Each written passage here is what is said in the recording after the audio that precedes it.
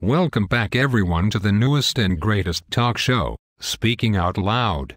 Our next guest, Anna Summer, is here to speak to us about the Turing Test and whether or not machines can think. She has competed in multiple competitions of the Turing Test and has created software that has actually tricked human judges. She was runner-up for the Loebner Prize as well. Machines thinking like humans may sound crazy, but tonight she is here to engage us with Alan Turing's ideas. Please welcome Anna Summer. Thank you, Jay, for that great introduction. Yes, I have spent much of my time creating software that can actually make machines and computers think like you and I do. Alan Turing actually created the Turing Test in 1950 in order to see if machines could fool humans. He tried to discover this, rather than trying to figure out if machines could think, because it was too difficult to define the term thinking, and therefore that question was meaningless. Interesting. Well, Anna, could you maybe describe the Turing Test for those at home who don't know what it is? Sure. So basically, a human judge is placed in a separate room from a computer and another human. This judge asks the computer and human written questions that help them to ultimately determine which is the computer and which is the actual human. If the judge can't make this distinction, or if they choose the computer as the human, the computer has in fact beaten the Turing test. Wow, that sounds interesting.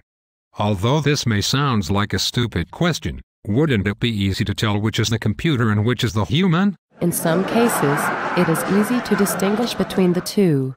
However, with modern technology, many programs are now able to produce realistic responses that sound as if a human is producing them, therefore tricking many judges. So, you have created programs that have tricked the judges? Yes, I have. It is very satisfying to see. So, I can imagine that many people have criticized Alan Turing's ideas.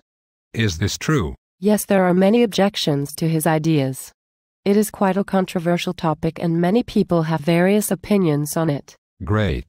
Could you perhaps elaborate on some of those objections?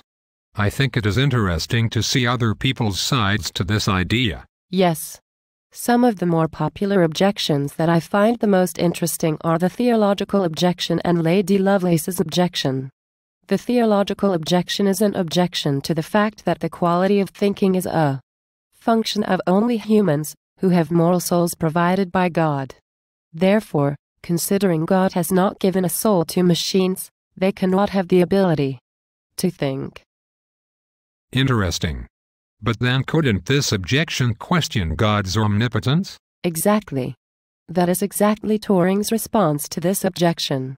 If God can't provide a computer with a soul that can potentially think, then God is not as powerful as he is thought to be. Yes, that is a great response. Now, what is the second objection you mentioned? That would be Lady Lovelace's objection. This objection is centered on the idea that machines have the ability to think from human beings who program them. Therefore, critics say that machines can never do anything new or take humans by surprise. Now, what is Turing's response to this? Turing responds that humans function the same way. They are taught things when they are younger and know everything from other humans who have taught it to them. Computers are essentially learning in a similar manner, and are therefore being taught by humans. Well, that certainly does make sense and is a strong response. Well, I think that about wraps up tonight's discussion. Thank you, Anna, for all you have taught us tonight. I'm sure our viewers were truly engaged. Good luck with your future endeavors regarding the Turing Test.